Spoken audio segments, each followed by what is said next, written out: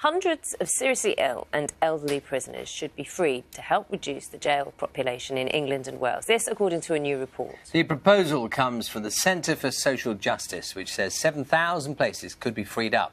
The report's co-author is the former Cabinet Minister and ex-prisoner Jonathan Aitken, who's in our London newsroom for us now. Very good morning to you. Thank you for your time this morning. I just wonder if you could establish, first of all, the scale of the problem the prison service is facing, which is why, of course, this is so important. Well, the prison service is in an enormous crisis at the moment. The overcrowding is worse than it's ever been. The number of assaults on prison officers, and fellow prisoners, and the number of suicides are all at record levels. And there's a chronic understaffing problem. So someone ought to come up with some solutions for easing the present crisis. And the authors of the report, who are me and a distinguished High Court Judge John Samuels, we've put forward a series of proposals which could really ease the prison population overcrowding.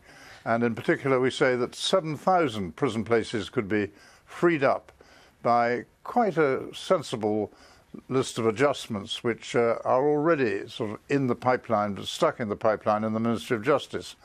For example, everyone says that the IPP, imprisoned for public protection prisoners, of whom there are 3,200 who have exceeded their tariff, could quite safely be let out as a matter of justice, provided the Secretary of State is satisfied that they're no longer a danger to the public, but the onus of proof should be on the Secretary of State. And then there are another 3,500 prisoners who have been recalled to prison, having been first let out, not because they've committed a crime, not because they've been arrested or suspected, but because they've made some minor infringement of the conditions of release, such as turning up late for a probation appointment. And one of the other areas you've looked at, we understand, is those prisoners who are seriously ill or elderly. Tell us a little bit about that. Well, we've got an ageing prison population.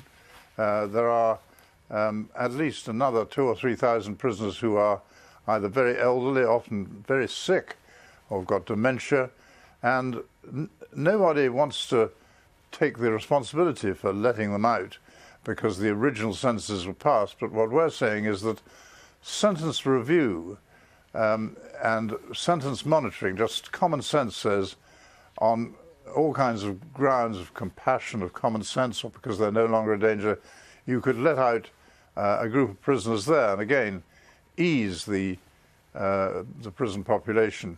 And Judge John Samuels, my co-author, is the renowned expert on what is called judicial monitoring or judicial supervision of early releases. And he, with all his great experience, has come up with a very good plan, very well-costed plan. It saves, incidentally, $254 million of public expenditure, but could just ease that pressure on the jails very considerably. Is one of the issues, maybe now and also in the past, how hard it is to convince the public that it's a good thing generally to release prisoners early? There may well be lots of very good reasons for it, and they've been discussed many times before, but it's one of those issues where sometimes the public is possibly the least able to process the idea that this is a good thing, as opposed to people serving their time in a straightforward sense. I think the public have got a bigger message, which is that the prisons themselves are in a state of some considerable danger of erupting into riots, and on a daily basis they erupt into attacks on prison officers or fellow prisoners. And this is a crisis which needs new ideas to be solved. And just saying, no, we should never, ever let a prisoner out early under any circumstances is a knee-jerk reaction which is not shared by vast numbers of other jurisdictions. American courts, many other countries' courts do put into the hands of judges and sentencers the powers to make sensible early releases, and it's time we had those powers here. I just wonder, Mr. Aitken, I mean, yours isn't the first report into prison reform and sentencing and how we deal with the problems in prisons. What gives you any confidence that anything will change? Because we've had many reports before, and as you say, we are where we are. I think the prison crisis and the prison safety problems have never been worse. So that's one reason why I think this report will get a good audience.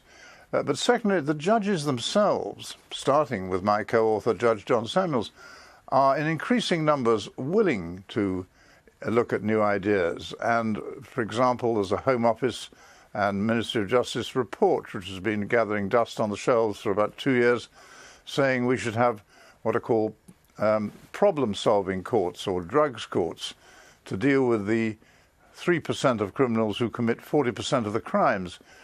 There are 3,000 problem-solving courts which monitor releases, have judicial supervision of releases in North America. I think there are 2 in this country.